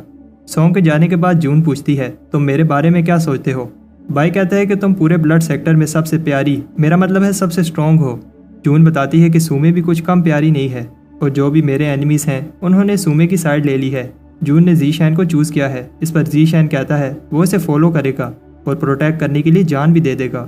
जून कहती है कि इसके लिए तुम्हें स्ट्रॉन्ग बनना होगा और इसे ब्लड सेक्टर की secret technique blood killer world सीखने को कहती है। बाद में बाय सोचता है कि जून इसकी केयर नहीं करती, वो बस ब्लड हॉल की मास्टर बनने के लिए उसे यूज कर रही है। बाय इन सब में नहीं पढ़ना चाहता और आज रात को ही इटर्निटी का रेलिक लेकर स्पिरिट सेक्टर वापस चला जाएगा। रात को डैन कह रहा होता है कैसे जब से ब्लड मास्टर मरे हैं उसके बाद से ब्लड मास्टर हॉल के गार्ड्स पर कोई चीज़ अटैक कर रही है। डैन को लगता है कि ब्लड मास्टर की आत्मा है जो ये सब कर रही है। बाय कहता है तुम घबराओ नहीं, मेरे पास हेवनली फाउंडेशन एस्टेब्लिशमेंट है। लेकिन तब डैन डर से बेहोश हो जाता है। अंदर बाय पर कोई अटैक कर देता है। बाय सोचता है कहीं ये भी इटर्निटी का रेलिक लेने तो नहीं आया। बाय लड़ने की जगह रेलिक लेने जाता है, लेकिन वो असैसिन इसे जाने नहीं देता। तब बाय हैरान होता है कि ये आदमी भी घुसपैठिया है जब वो दोनों एक ही चीज को गिरने से रोकते हैं ताकि गार्ड्स को आवाज ना आए। फिर बाय को एक आइडिया आता है और वो चीजें फेंकने लगता है, लेकिन वो असैसिन उसका पीछा नहीं छोड़ता। बाय स्पिरिट सेक्टर की टेक्निक यूज करने से पहले सोचने के लिए रुकता है, जिससे असैसिन का अटैक उसे लग जाता है। गार्ड्स को ऐसा लगता है कि जैसे उन्हें कोई आवाज सुनाई दी, लेकिन वो अंदर जाने से डर रहे होते हैं। गार्ड्स के जाने के बाद बाय सोचता है कि वो स्पिरिट सेक्टर की टेक्निक यूज नहीं कर सकता, इसलिए वो असैसिन को जकड़ लेता है। बाय को समझ आ जाती है ये असैसिन लड़का नहीं है। फिर असैसिन उस पर अटैक करती है, लेकिन रूम के पावर बैरियर की वजह से बाय को कुछ नहीं होता। फिर असैसिन वहां से भाग जाती है। जब गार्ड्स आवाज सुनकर आते हैं तो वहां कोई नहीं होता। गार्ड्स को लगता है कि ये पुराने ब्लड मास्टर की आत्मा है। ऊपर बाय सोचता है कि वो लड़की बहुत पावरफुल थी। फिर बाय अपनी हेवन रीचिंग आइज की हेल्प से देखता है कि वो लड़की कौन थी, लेकिन उसकी टेक्निक वो लड़की ब्लॉक कर देती है। बाय को लगता है कि उसके साथ कोई मास्टर है। उधर हम देखते हैं कि बाय ने उस लड़की पर एक बाइट मार्क छोड़ा है। तब एक आदमी बताता है वो इसे ट्रैक करने की कोशिश कर रहा था। वो आदमी बताता है कि मिशन बहुत डेंजरस है, इसलिए हमें संभल कर आगे बढ़ना होगा। इसके बाद हम देखते हैं कि जब बाय ने सुमे को मरने के लिए छोड़ दिया था, तब एक आदमी ने उस पर कोई मैजिक किया जिससे सुमे उसकी स्लेव बन गई। वो आदमी बताता है कि कैसे इन पिल्स की हेल्प से वो ब्लड सेक्टर की टेक्निक यूज कर पा रही है, और फिर उसे बताता है कि हमारा गोल बहुत इंपॉर्टेंट है। उधर जून इंप्रेस होती है क्योंकि जी शैन तेजी से अपनी कल्टीवेशन बढ़ा रहा है। सॉन्ग कहता है कि जी शैन एक डरपोक लड़का है और उसे समझ नहीं आ रही कि उसकी आंटी को वो क्यों इतना पसंद है। जून कहती है कि अगर तुम गार्डियन वाला टेस्ट देखते तो तुम्हें समझ आ जाती। जून बताती है 2 तरह के लोगों को कंट्रोल करना इजी है, एक लालची और दूसरे ठरकी। सॉन्ग को जून की ये बात अच्छी नहीं लगती, लेकिन जून बताती है कि एक बार वो ब्लड मास्टर बन जाए फिर तुम जी शैन के साथ जो करना चाहो कर सकते हो। बाय सोचता है कि ब्लड सेक्टर में वो सेव नहीं है क्योंकि वो स्पिरिट सेक्टर की टेक्निक यूज करके खुद को प्रोटेक्ट नहीं कर सकता, इसलिए वो ब्लड सेक्टर की technique blood killer move practice करता है। लेकिन तब कुछ होने लगता है और एक आदमी बाय को जी शैन कहकर बुलाता है। अचानक बाय की सारी पावर खत्म हो जाती है। वो आदमी इंप्रेस होता है कि जी शैन ने फाउंडेशन एस्टेब्लिशमेंट कर ली और उसे कहता है कि तुम्हें ब्लड मास्टर ट्रायल में हिस्सा लेना होगा जिससे तुम्हारी सारी प्रॉब्लम्स खत्म हो जाएंगी। बाय सोचता है क्या वो किसी और वर्ल्ड में था। तब वो बूढ़ा आदमी बाय को 3 एलिक्सर देकर कहता है ये एलिक्सर मिडल फाउंडेशन एस्टेब्लिशमेंट तक पहुंचने के लिए काफी होंगे। बाय को याद आता है कि डैन ने बताया था किसी बूढ़े आदमी ने इसे जी शैन बनने का कहा था, और बाय सोचता है शायद वो यही बूढ़ा आदमी था जिसकी डैन बात कर रहा था। बाय सोचता है कहीं उसे ये पता तो नहीं चल गया कि मैं डैन नहीं हूँ, लेकिन फिर सोचता है कि अगर ऐसा होता तो वो मुझे जिंदा ना छोड़ता।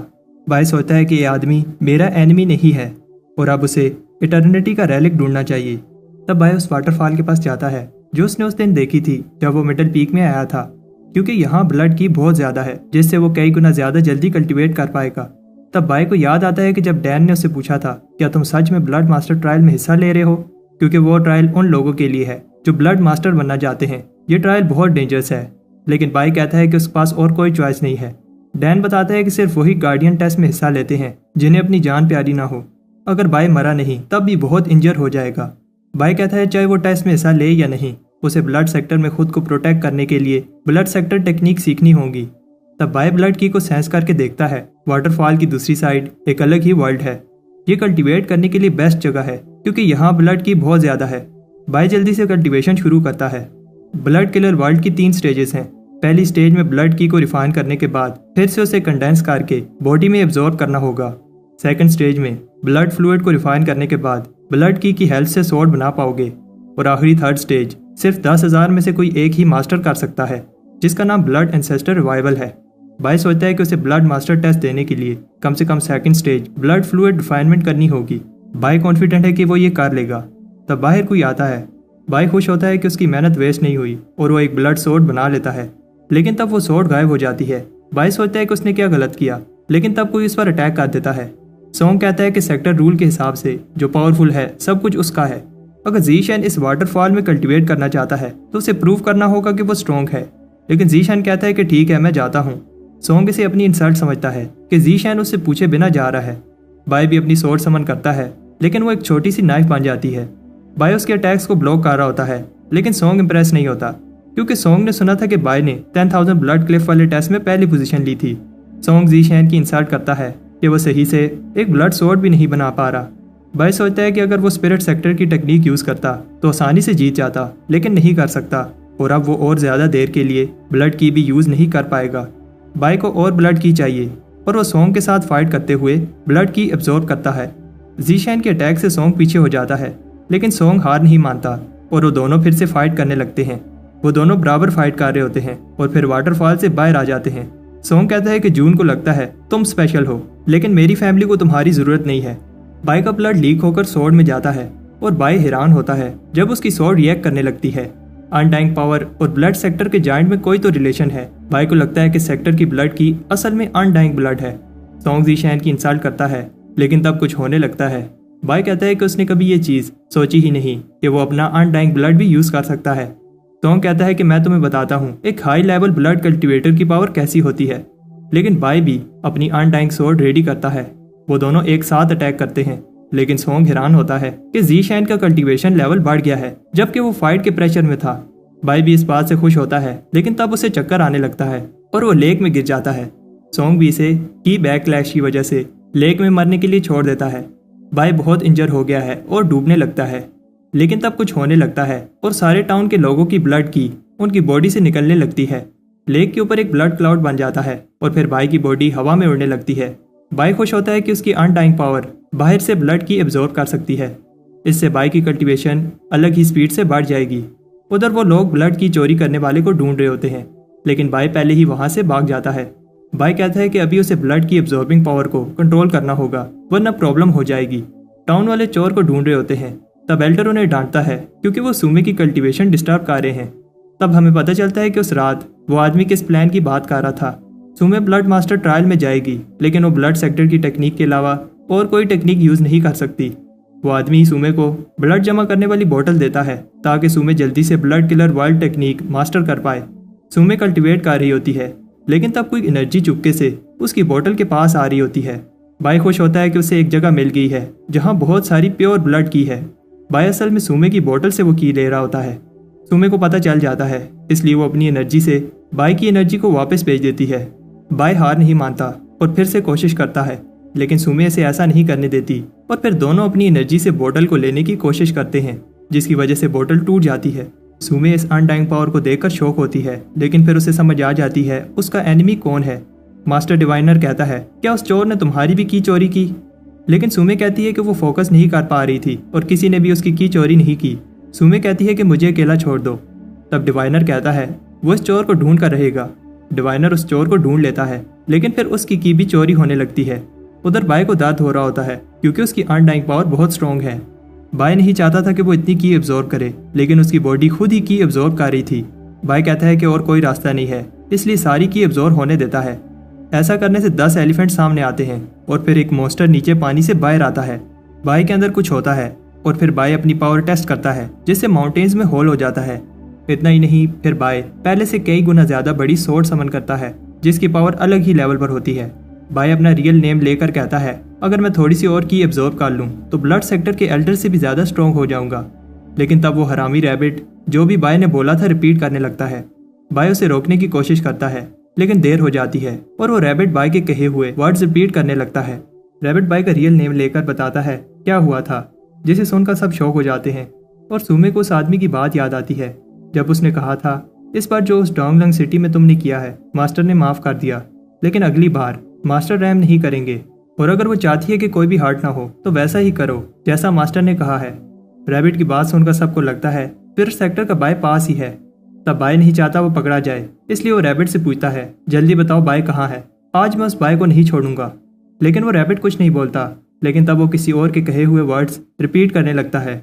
इस बार वो मास्टर डिवाइनर के वर्ड्स रिपीट करता है, जिसने कहा था कि वो सुमे को एक दिन अपना बना लेगा। लेकिन तब वो पास खड़े हुए डिसाइपल्स की भी पोल खोलने लगता है। डिसाइपल को गुस्सा आता है और वो कहते हैं कि रैबिट झूठ बोल रहा है। ज़ीशैन खुश होता है कि अब कोई भी रैबिट की बात नहीं सुनेगा और फिर बताता है कि वो ब्लड की चोरी करने वाले को करने के लिए आया था। लेकिन तब बाय की बॉडी सबके सामने ब्लड की चोरी करने लगती है। बाय भागने की कोशिश करता है, लेकिन तब और बहुत सारे डिसाइपल्स भी आ जाते हैं। तब शान अपनी कैरेज में कहीं जा रहा होता है, जिससे ज़ीशैन आकर टकराता है। सारे डिसाइपल्स बाय का पीछा करते हैं, लेकिन तब उन्हें यह देखकर गुस्सा आता है कि ज़ीशैन अभी भी चोरी कर रहा है। उधर सोंग शांति से कल्टीवेट कर रहा होता है, लेकिन कोई फोर्स से उसकी की एब्जॉर्ब कर लेता है। सोंग सोचता है कि ऐसा कौन है जिसे मरने की बहुत जल्दी है। उधर बाय डिसाइपल से बच गया होता है और सोचता है कि इसमें मेरी क्या गलती, अगर मैं एक जीनियस हूँ और मेरी बॉडी खुद ही की एब्जॉर्ब कर रही है। बाय फिर से भाग जाता है जब वहाँ मास्टर डिवाइनर का ग्रुप आता है। बाय सोचता है कॉर्प पीक भाग जाता हूँ, ये लोग वहाँ नहीं आएंगे। लेकिन मास्टर डिवाइनर अपने क्लैन की सीक्रेट टेक्निक यूज करके एक ट्रैकिंग बटरफ्लाई को समन करता है। बाय कॉर्प पीक का टोकन लेने घर जाता है, लेकिन कोई पहले से ही उसका वेट कर रहा होता है। मास्टर डिवाइनर कहता है कि इतनी जल्दी भी क्या है और फिर उसका टोकन तोड़ देता है ताकि वो भाग ना पाए। वो ग्रुप अटैक करता है, लेकिन शौक होता है क्योंकि ज़ीशैन की बॉडी स्ट्रॉन्ग है। उन्हें समझ आ जाती है कि ज़ीशैन ने कोई बॉडी रिफाइन करने वाली टेक्निक प्रैक्टिस की है, इसलिए इसे हराना टफ होगा। मास्टर डिवाइनर को फर्क नहीं पड़ता, वो सबको एक साथ अटैक करने को कहता है। वो सब बहुत सारी ब्लड सोर्स से अटैक करते हैं, लेकिन हैरान होते हैं कि ज़ीशैन को कुछ नहीं हुआ। ज़ीशैन कहता है कि अब बस बहुत हुआ, मैं तुम लोगों को हर्ट नहीं करना चाहता था, लेकिन तुम लोग ऐसे नहीं मानोगे। ग्रुप को लगता है कि ज़ीशैन बड़ी बड़ी बातें कर रहा है, लेकिन तब वो दिखाता है कि वो सीरियस है और सबको बेरहमी से मारने लगता है। ज़ीशैन दिखाता है कि उनके बीच पावर का कितना डिफरेंस है। ज़ीशैन कहता है कि तुम्हें लगता था कि मैं तुम लोगों से डरता हूँ। ज़ीशैन दिखाता है कि वो कितना पावरफुल है जब वो स्पिरिट सेक्टर की टेक्निक यूज करे बिना सबसे बराबर लड़ रहा होता है। बाय सिर्फ ब्लड सेक्टर की टेक्निक यूज करता है जो उसने कुछ ही दिन पहले सीखी थी, लेकिन ब्लड सेक्टर की टेक्निक की वजह से बाय कंट्रोल खोने लगता है। शान को बिलीव नहीं होता कि ये वही ज़ीशैन है जिसे वो जानता है। जल्द ही सब हार जाते हैं, लेकिन ज़ीशैन की फाइट करने की आग अभी भी बुझी नहीं है और वो सबसे कहता है कि जल्दी आओ, डर क्यों रहे हो। सबको डरते हुए देखकर ज़ीशैन जोर से हंसने लगता है, लेकिन तब रेड क्लाउड बनते हैं और ये सॉन्ग होता है। सॉन्ग को गुस्सा आता है कि ज़ीशैन ने उसकी कल्टीवेशन खराब की और ज़ीशैन से कहता है अगर तुम मरना चाहते हो तो मैं तुम्हारी ये विश पूरी करता हूँ। सब कहते हैं सॉन्ग ब्लड रिफाइनिंग की लास्ट स्टेज का अटैक कर रहा है, लेकिन मास्टर डिवाइनर कहता है नहीं, ये ब्लड फ्लूइड रिफाइनिंग की पीक का अटैक है। ज़ीशैन को देखकर लगता है इसे डर नहीं लग रहा और सॉन्ग अपना पावरफुल अटैक करता है। तब शॉक हो जाते हैं जब ज़ीशैन इजीली सॉन्ग का अटैक ब्लॉक करता है। जब ज़ीशैन का ध्यान सॉन्ग पर होता है, इस चांस को देखकर बाकी सब भी ज़ीशैन पर अटैक करते हैं, लेकिन ज़ीशैन अपनी पावरफुल स्वॉर्ड से सारे अटैक्स ब्लॉक कर लेता है। शान को समझ नहीं आ रही ज़ीशैन सॉन्ग से भी ज्यादा पावरफुल कैसे बन गया। सॉन्ग बताता है कि Zeeshan blood killer world technique use नहीं कर रहा। ज़ीशैन कहता है कि तुम सही कह रहे हो, लेकिन अब मैं तुम्हें दिखाता हूँ कि real blood killer world technique क्या होती है। बाई की बॉडी सारी जगह से ब्लड की एब्जॉर्ब करने लगती है। मास्टर डिवाइनर सोचता है ज़ीशैन कैसे सारी मिडिल पीक की ब्लड की को कंट्रोल कर रहा है। तब ज़ीशैन को मॉन्स्टर कहते हैं। ज़ीशैन की बॉडी बहुत सारी की से भर जाती है और फिर वो एक बड़ा सा ब्लड डीमन समन करता है। ये देखकर सब शॉक हो जाते हैं कि ज़ीशैन ने ब्लड किलर वर्ल्ड को अपनी बॉडी रिफाइनिंग टेक्निक से कंबाइन किया है। बाय कहते हैं अगर तुम लोग मुझे मारना चाहते हो तो फिर मैं तुम लोगों को पहले मार दूंगा। By real blood killer attack use करता है जिसे सब मिलकर रोकने की कोशिश करते हैं, लेकिन सब मिलकर भी ये अटैक रोक नहीं पा रहे होते। लेकिन तब कोई कहता है कि बस करो और ज़ीशैन का अटैक खत्म कर देता है। ज़ीशैन नहीं रुकता और कहता है कि सब की शुरुआत तुम लोगों ने की थी, लेकिन खत्म मैं करूंगा। वो फिर से ब्लड एंसेस्ट्रल रिविजन टेक्निक से अटैक करता है। ये अटैक बहुत पावरफुल होता है क्योंकि सारे डिसेबल्स के साथ साथ आधी पीक डिस्ट्रॉय हो जाती है। ज़ीशैन और फाइट करना चाहता है। तब को समझ आ जाती है ज़ीशैन इतनी पावर की वजह से पागल हो गया है, लेकिन तब वो रुक जाते हैं जब सेक्ट लीडर वूजी आता है। वूजी कहता है कि बस कर दो।